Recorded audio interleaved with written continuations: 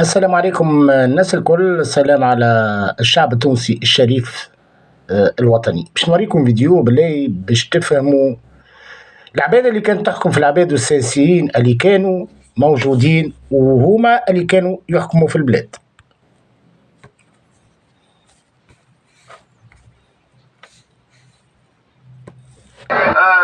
L'un de ceux qui parlent en son nom, il a parlé effectivement de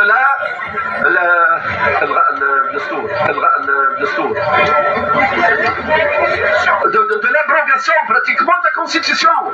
Vous savez comment on dit en français, Rasmel et Jeben.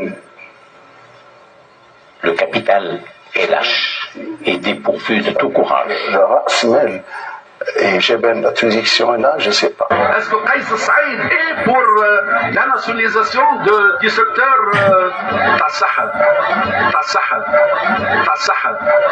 du secteur de la santé? J'espère que vous aurez l'intelligence de vous excuser.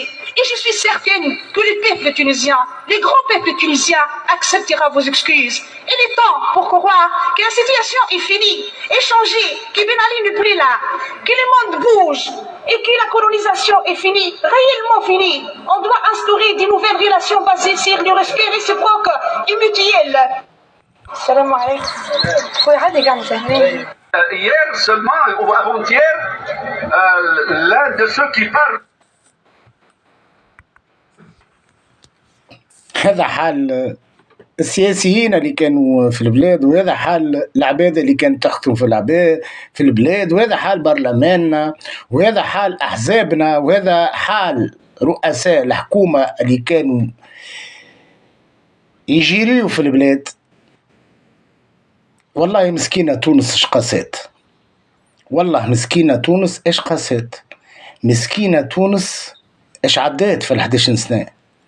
أنا شو نقول الله لا تربحهم، والله لا تربح اللي جابهم واللي حطهم في الكراسي في تونس،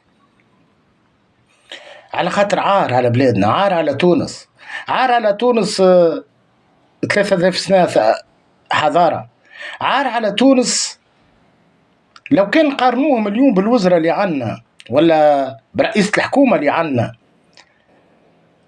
حاشاكم واحد تقول ما كانش عندنا حكومة، احنا كانت عندنا زريبة، كانت عندنا زريبة، كانت عندنا سبيطار متاع مهبلة، كان عندنا ناس اللي تدمر في البلاد واللي طيحت قيمة تونس.